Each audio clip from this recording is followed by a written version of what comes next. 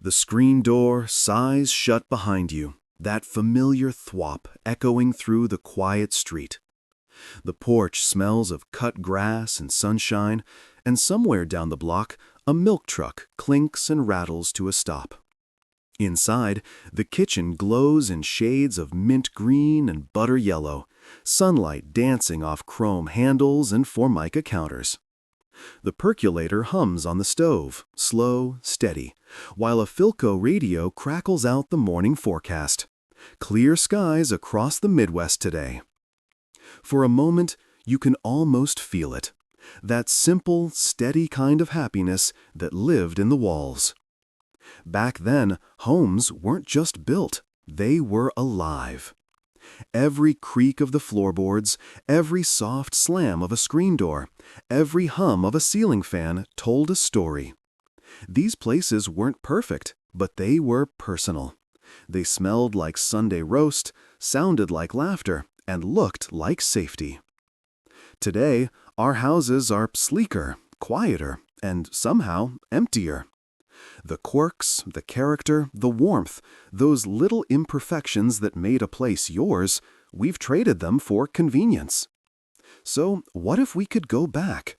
Not just in memory, but in feeling, to an era of porches that invited neighbors over, pantries that smelled of fresh bread, and pocket doors that whispered closed at night. This isn't just nostalgia, it's a love letter to the homes that made us who we are. And hey, if you've ever run your hand along a wooden banister or listened to the comforting slam of a screen door and thought, they don't make 'em like that anymore, you're in the right place. Make yourself at home, hit that subscribe button, and join us as we wander back through time together, one creaky floorboard at a time. Because these aren't just features we've forgotten, they're feelings we've been missing. So let's step inside and rediscover the 25 forgotten home features we truly need to bring back. 1. The warm glow of incandescent light. You remember that glow. Not the harsh white glare we get now, but that soft, honey-colored light that made every evening feel like a Norman Rockwell painting. A single 60-watt bulb, hidden behind a frosted glass shade, would cast a golden haze over the kitchen table.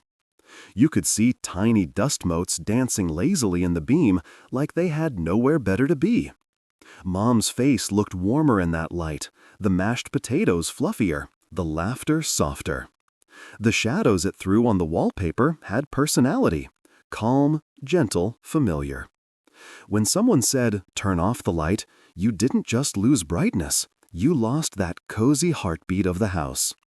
And back then, people didn't rush off after dinner. We sat there, elbows on the table, sipping coffee or Kool-Aid, talking about nothing and everything. That glow made you linger. It made the world feel slower, kinder. Today's bright LEDs might save a few pennies, sure, but they'll never save the soul of a quiet evening at home. Maybe it's time to screw a little warmth back into our sockets and into our lives. 2. The family radio corner. Every home had its sacred little corner, usually near a window or under a shelf, where the radio sat like a family altar.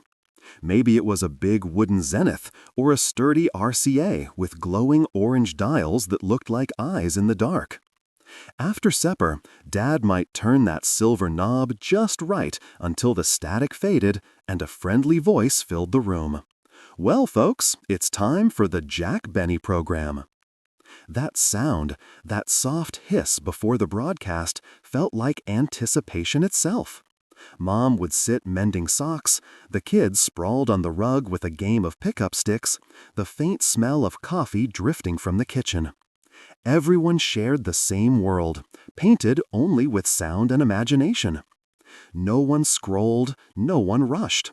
You could feel the togetherness, the kind that didn't need screens or playlists. The radio made families pause, laugh, wonder together.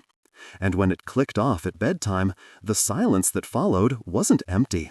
It was full of connection, comfort, and that quiet magic of voices that brought the world right into your living room. 3. Built-in bookshelves. There was something downright trustworthy about built-in bookshelves. Solid, wooden, and meant to last as long as the house itself. They weren't for decoration, they were for life. Rows of encyclopedias lined up like soldiers, Reader's Digest condensed books in neat stacks, and photo albums stuffed with black and white smiles. You could smell the wood polish, maybe lemon oil, mixed with the faint, dusty scent of paper and ink. It was the smell of learning, of curiosity that lived right at home. You'd run your fingers along the spines, each one a doorway to somewhere else. And those shelves said something about us. They said we were stayers. We didn't redecorate every season, we filled our homes with stories that stayed put. Today's floating shelves and disposable decor might look sleek, but they'll never feel as anchored. Built-ins were part of the home's bones, just like the laughter that echoed off them. 3. Built-in bookshelves. There was something downright trustworthy about built-in bookshelves. Solid, wooden, and meant to last as long as the house itself. They weren't for decoration, they were for life. Rows of encyclopedias lined up like soldiers, Reader's Digest condensed books in neat stacks, and photo albums stuffed with black and white smiles. You could smell the wood polish, maybe lemon oil, mixed with the faint, dusty scent of paper and ink. It was the smell of learning, of curiosity that lived right at home. You'd run your fingers along the spines, each one a doorway to somewhere else. And those shelves said something about us. They said we were stayers. We didn't redecorate every season, we filled our homes with stories that stayed put. Today's floating shelves and disposable decor might look sleek, but they'll never feel as anchored. Built-ins were part of the home's bones, just like the laughter that echoed off them.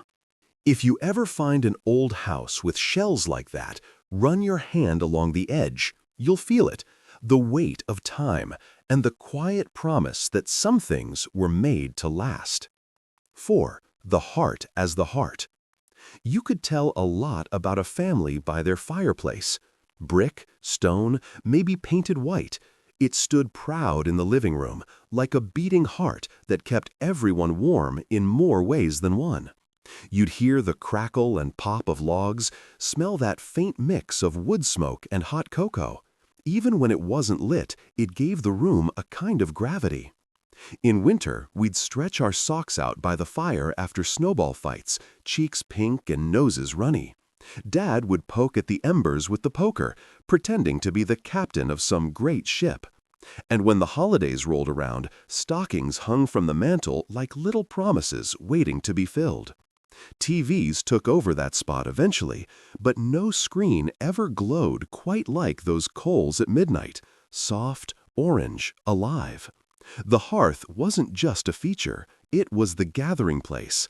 It didn't matter how fancy or plain it was where the family found warmth, in flame, and in each other. 5. The family china cabinet. There was always that one piece of furniture everyone treated like royalty, the china cabinet. Usually oak or cherry, with glass doors that reflected the afternoon sun just right. Inside sat the treasures, the wedding china that only came out on holidays, the depression glass from Grandma, the odd teacup that didn't match but felt too loved to hide. You remember the sound, don't you? That soft clink as a dish was placed just so, or the faint squeak of the hinges when Mom opened it on a Sunday morning. The smell inside was half wood polish, half memory. Every plate had a story, of anniversaries, birthdays, maybe even the day you spilled gravy on the good tablecloth. Owning the good dishes wasn't about showing off, it was about honoring the moment. Dinner wasn't fast food in front of a screen, it was an occasion. You sat up straighter, you passed the rolls, you said grace. Maybe that's what the china cabinet really held, not porcelain, but reverence. A gentle reminder that everyday life could be something worth celebrating. And maybe it still can. 6. The screen door slam. There was a certain music to a summer day back then, And the screen door slam was the percussion that held it all together. Bang, thwap! That wooden frame, the squeaky hinge, the spring that always pulled a little too hard. It was the sound of freedom. Bare feet on linoleum, laughter spilling outside, the scent of cut grass and hot pavement rolling in through the mesh. Moms would call from the kitchen, "Don't let that door slam." And of course, we always did. But secretly, they didn't mind. That sound meant the kids were home, safe, and summer was alive. You could almost time the day by it. The early morning slam for cartoons, the afternoon slam for popsicles, the last soft one at dusk when the fireflies came out. It's funny, that old door was more than wood and wire. It was the heartbeat of the household, marking every adventure and return. Today, our doors close too quietly, too politely. Maybe what we need again is a little slam, a sound that says, "Life's happening in here." 7. The milk delivery box. You remember waking up to the clink of glass bottles at dawn, that tiny melody of routine. The milkman, wearing his crisp white uniform and cap, would pull up in his Divco truck and leave 2 frosty bottles right there in the metal box by the stoop. Sometimes cream floated thick on top, and if you were lucky, Mom would let you shake it. It wasn't just milk, it was trust. You left cash or a note, and somehow everything balanced. Neighbors waved to the milkman like family. That cool metal box was a symbol of a promise kept, that every morning, without fail, your breakfast would be waiting. And oh, that first taste, rich, fresh, nothing like the store stuff we buy now. In winter, the bottles might freeze, pushing the cream cap up like a tiny hat. We thought it was hilarious. Simpler times, simpler pleasures. Maybe we can't bring back the milkman, but we can bring back that feeling, that small-town faith that someone would always show up when they said they would. 8. Rotary dial telephones. You can still feel it, can't you? That slow, satisfying whir click as the rotary dial spun back into place. Every call had weight back then. You had to mean it. No quick texts, no mindless scrolling. You'd sit by the phone, avocado green, beige, or baby blue, anchored to the wall by a curly cord that always managed to tangle itself. Dialing wasn't just connecting, it was committing. Each number took time, each click a little heartbeat of anticipation. And if you messed one up, well, back to the start. You learned patience that way. You'd cradle that heavy receiver, maybe twist the cord while you talked to a friend about nothing important and everything that mattered. You could hear voices breathe. Laughter wasn't an emoji, it was a sound that filled the room. When you hung up, there was a real click, a sense of finality, conversation complete. Somehow, that felt satisfying, like closing a book. These days, everything's endless. But back then, even a phone call had a rhythm and a soul. 9. The home sewing corner. Every good home had one, a Singer sewing machine sitting proudly by a sunny window, threads lined up like soldiers in a candy-colored row. The soft hum of the motor, the tap-tap of the pedal, it was the background music of ordinary afternoons. Mom might have been mending Dad's work pants or turning last year's dress into something new. The smell of cotton, a little dust, and warm iron filled the air. There was pride in it, not just thrift, but love made visible. Every stitch said, "I care enough to fix it." As kids, we'd watch in awe, hypnotized by that silver needle dancing up and down. Sometimes we'd press scraps of fabric to our faces, pretending to make something ourselves. And oh, the satisfaction when a job was done, the sound of scissors snipping the final thread. The world today throws things away too easily, but back then we fixed them, we kept them. Maybe that's what made everything, and everyone, last longer. 10. Window seats and nooks. There was something magical about a window seat. It wasn't just a place to sit, it was a little world of your own. You'd curl up there with a comic book or a Nancy Drew novel, sun warming your toes through lace curtains. You could smell the faint lemon of furniture polish and the clean air sneaking through the screens. On rainy days, you'd press your forehead against the cool glass and watch the drops race down, imagining which one would win. The cushion always had that familiar dip where you sat the most. And sometimes, if you lifted it, you'd find treasures. A forgotten marble, a crumpled drawing, maybe a stick of gum turned hard as a rock.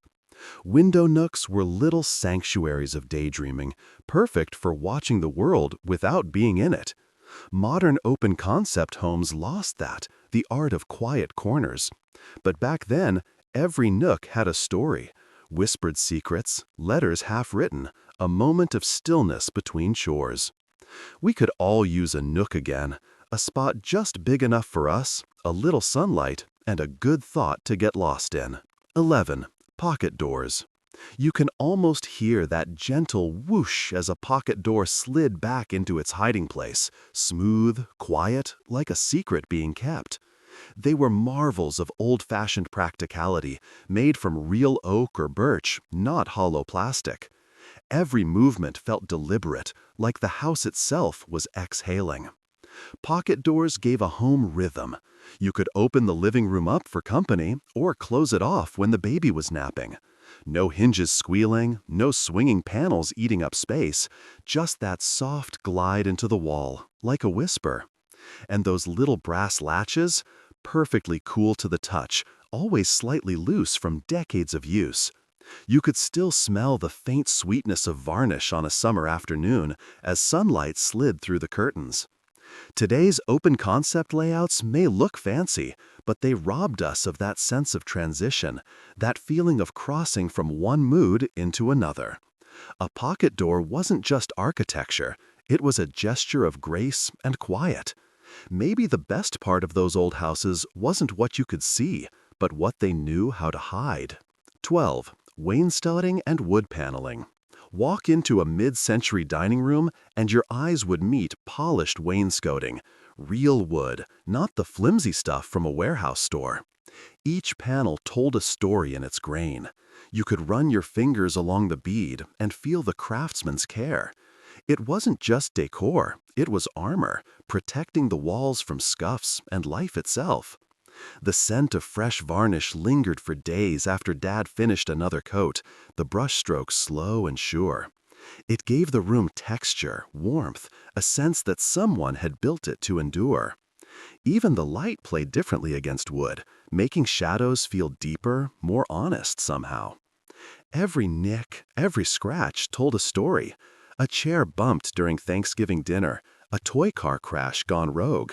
That was character, not damage. Nowadays, we chase minimalism, clean lines, smooth walls, but maybe what we really miss is that feeling of permanence. Wainscoting made rooms feel safe, held together, anchored, the kind of place where memories could stick, like fingerprints in the polish. 13. Stained glass accents. Remember when sunlight wasn't just bright, it was beautiful? Stained glass windows turned every morning into a little masterpiece. Reds, blues, greens, shimmering mosaics that danced across the carpet as the light shifted. Even modest homes had a bit of it, a transom window by the stairwell or a small panel in the front door. The glass itself was cool to the touch, rippled slightly, catching the sun like water. Sometimes, when you passed through, your hand would glow gold or purple. It was a simple kind of magic, the kind that needed no electricity, just daylight and time. And there was something about how it made the house feel. Special, proud. When the afternoon light poured through, you didn't just see your living room, you felt like you were inside a storybook. We've traded that beauty for efficiency, for plain glass and plastic blinds. But those stained glass bits, they were little acts of rebellion, proof that even everyday life deserved art. 14. Brass door knockers.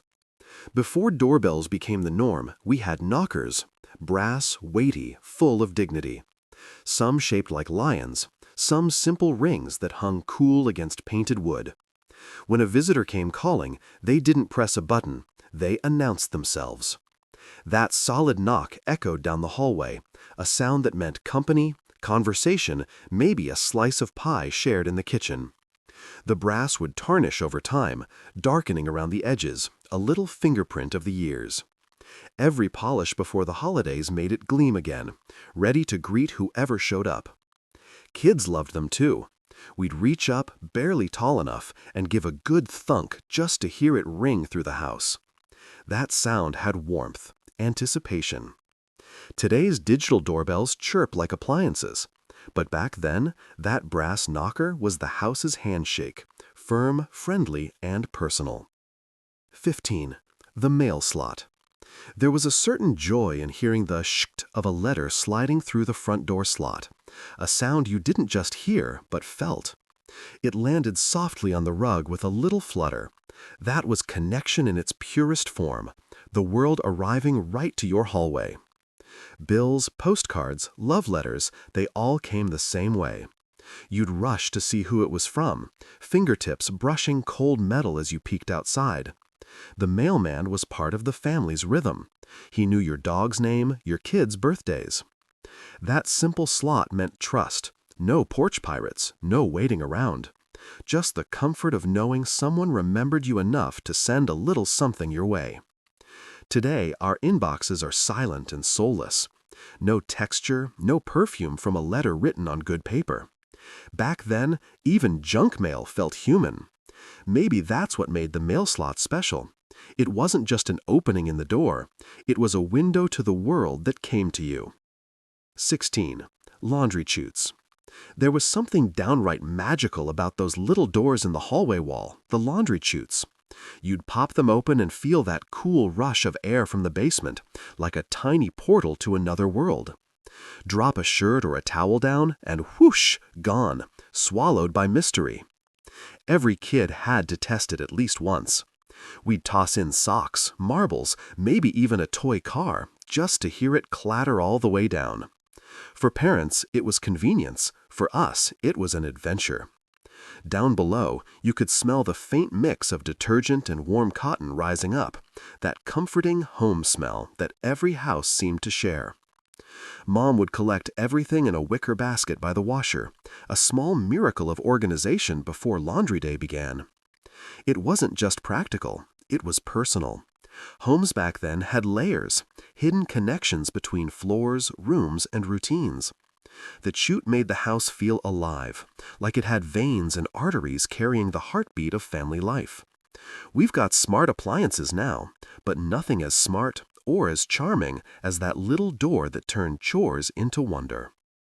17. The fold-down ironing board. Tucked inside the wall like a secret, the fold-down ironing board was a thing of quiet genius. You'd pull open that narrow cabinet door and click, out it came, smooth as can be. The smell of starch and warm cotton filled the air as Mom pressed shirts to perfection, humming along to the radio. The iron hissed and popped, leaving little trails of steam in its wake. There was rhythm to it, the swish of fabric, the soft tap of the iron's heel, the gentle creak of the board beneath. You'd sit nearby on a kitchen stool, swinging your legs, listening to the day unfold in the sound of domestic care. Those built-ins were made to last, solid wood, metal hinges, a little cubby for the iron when she was done. No dragging out clunky metal frames, no collapsing legs. Just a neat, tidy bit of genius built right into the bones of the home. It's funny, back then, ironing wasn't a chore. It was an act of pride, a quiet way of saying we care about how we show up in the world. 18. Clotheslines and backyard breezes. You remember the sight, crisp white sheets billowing in the breeze, clipped to a line with wooden pins that felt smooth and sun-warm in your hands. The backyard smelled like soap and sunshine. There was something meditative about it, pinning one piece, stepping back, watching it dance. Neighbors chatted over the fence while the wind did its work. The rhythmic flap of fabric was the soundtrack of a weekday morning. Sometimes Mom would say, "Don't run through the sheets," but we always did, pretending they were secret tents or clouds. By afternoon, the air smelled like line-dried cotton, cleaner, fresher than anything bottled. Folding those sheets later, still warm from the sun, felt like folding up summer itself. Today, we hide our dryers in the laundry room and call it progress. But nothing beats that soft, outdoor crispness, that connection between shores and nature. The clothesline wasn't just a tool, it was a ritual of patience, pride, and breeze. 19. Built-in breakfast nooks. Every cozy kitchen had one. A curved bench tucked beneath a sunny window, wrapped around a small formica table that shimmered under the morning light. It was where the day began, coffee percolating, toast popping, and sunlight creeping across the tabletop. Kids would slide across the vinyl seat in their pajamas, socks slipping, cereal boxes lined up like soldiers. Mom's robe smelled like coffee and ivory soap as she leaned over the counter. Dad might read the morning paper, clearing his throat before every headline like it was official business. That nook was more than furniture. It was the family's anchor. It caught all the chatter, the laughter, the plans for the day. Crumbs gathered in the corners, sure, but so did love. Now, kitchens are big and open and shiny, but sometimes too empty. The nook asked you to stay a while. It wrapped around you like a hug and made even oatmeal taste like a special occasion. 20. Linen closets with scented shelves. Open that narrow door in the hallway and the smell would hit you. Lavender sachets, cedar blocks, a faint trace of starch and clean cotton. The linen closet was a little sanctuary of calm, stacked with neatly folded towels and pillowcases that still held the warmth of last week's ironing. Every shelf was lined with paper, maybe floral, maybe pastel, and everything had its place. Mom would stack the best towels on top, the everyday ones below, and somehow no one ever took the good set. As a kid, you might sneak a peek just to breathe it in. That scent meant order, safety, care. It was the quiet heart of the home's routine, a space that held comfort itself. Now, we cram our linens wherever they fit, but those closets reminded us that even storage could be tender. A folded towel wasn't just clean, it was ready. For guests, for family, for love that showed itself in small, tidy ways. 21. Front porches with swings. There was nothing quite like an old front porch swing, creaking slow and steady as twilight settled in. You'd sit there with a glass of lemonade, the air thick with honeysuckle and freshly cut grass, listening to the crickets tune up for the night. The world felt slower from that swing, safer too. Neighbors would stroll by, waving from the sidewalk. Sometimes they'd stop for a chat, leaning on the railing, talking about the weather or the ball game on the radio. The swing would sway gently, wood warm beneath your palms, the chains squeaking in rhythm with the conversation. Kids sat cross-legged at your feet, chasing fireflies between sips of root beer. You could smell someone's supper drifting down the block, fried chicken, maybe pot roast. And as the sun slipped away, porch lights blinked on, one by one, like little promises in the dark. These days, we hide behind fences and screens. But back then, the porch was our stage, our living room, our meeting place. That swing held more than people. It held community, comfort, and the simple joy of just being there. 23. Door-to-door ice cream trucks. Now that was a sound that could make every kid drop what they were doing. The jingle of the ice cream truck, high-pitched and cheerful, echoing down sun-baked streets. You'd hear it faintly at first, then closer, then panic, the mad dash for coins from Mom's purse. The good Hummer man would pull up in his white truck, uniform spotless, smile ready. Ice cream cost maybe a dime, 15 cents if you were going big. A chocolate eclair, a rocket pop, or a toasted almond bar that left your fingers sticky and cold. Neighbors' kids gathered barefoot on the curb, comparing coins and flavors, that jingling tune looping endlessly in the background. Even grown-ups smiled. That truck meant summer was here for real. It wasn't about ice cream, really. It was the ritual, the shared excitement, the laughter between bites, the melting race against the sun. When that bell faded away, the block felt quieter, softer, and for a moment, everything was exactly as it should be. Simple, sweet, and pure. 23. Neighborhood watch without cameras. Before anyone thought of home security systems, safety had a human face: your neighbors. If a stranger's car lingered too long, Mrs. Parker next door would spot it before the engine cooled. If your dog slipped out, Mr. Johnson would whistle him home. Porches were lookout posts. Windows stayed open, and people noticed things. We didn't need cameras. We had eyes and hearts that cared. You could leave your bike on the lawn overnight and still find it there in the morning. There was an unspoken code. We looked out for one another, not because we had to, but because we wanted to. We knew each other's routines, birthdays, even the sound of each other's screen doors. These days, we have motion lights and doorbell alerts, but somehow we feel less secure. Back then, protection came from connection. And a good neighbor, well, that was the best alarm system money couldn't buy. 24. Real doorbells and chimes. You remember that sound, the true ding-dong that echoed through the hallway. Not a ringtone or digital buzz, but a chime that felt alive. Maybe it hung behind a brass grill, maybe it was tucked inside the wall. But when it rang, the whole house listened. It was a good sound, full-bodied, cheerful, like a small orchestra announcing, "Company's here." Kids would race to the door, peeking through lace curtains, wondering who it might be. Back then, an unexpected guest wasn't an intrusion, it was a treat. And those doorbells had character. Some were a little off-pitch, others rang too long, but they all had warmth. You didn't ignore them, you answered with a smile.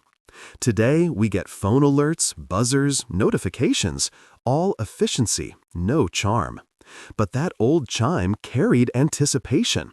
It was the sound of connection, the melody of welcome. Maybe it's time to bring back a doorbell that sings instead of beeps. 25. The family bulletin board. Right there by the kitchen, usually next to the phone, hung the family bulletin board. A corkboard filled with grocery lists, birthday invites, photos, and notes scribbled in pencil. Pushpins stuck at odd angles, strings of memory crossing one another like spider webs of life. Mom's handwriting on a recipe card, a Polaroid from the county fair, a dentist appointment reminder curling at the edges. It wasn't tidy, but it was real. That board held the heartbeat of the household, what was coming, what had passed, and what mattered. We'd tack up good report cards or jokes clipped from the paper.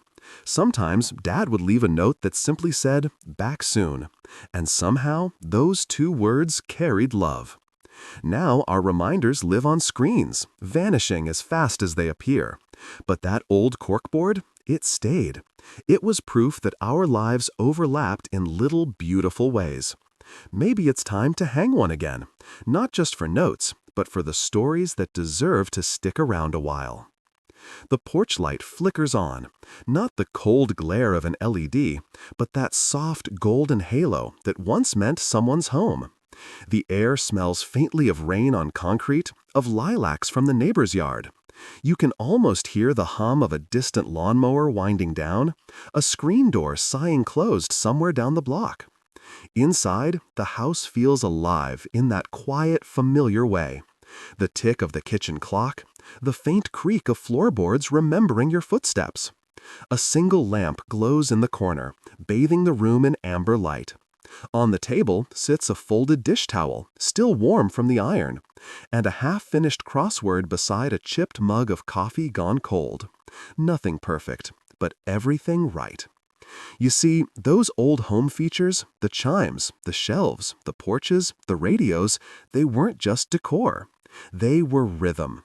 They gave our days texture and our lives a little melody. Every creak, every slam, every clink of glass told us we belonged. Today, our homes are smarter, faster, quieter. But in gaining convenience, we've lost a bit of conversation between walls, between neighbors, between generations. The 1950s weren't flawless, no, but they had a kind of heart that pulsed through every wood beam and brass hinge. A heartbeat we can still hear if we listen close. Maybe bringing these things back isn't about nostalgia. Maybe it's about remembering what mattered. That warmth wasn't in the light bulbs or the furniture.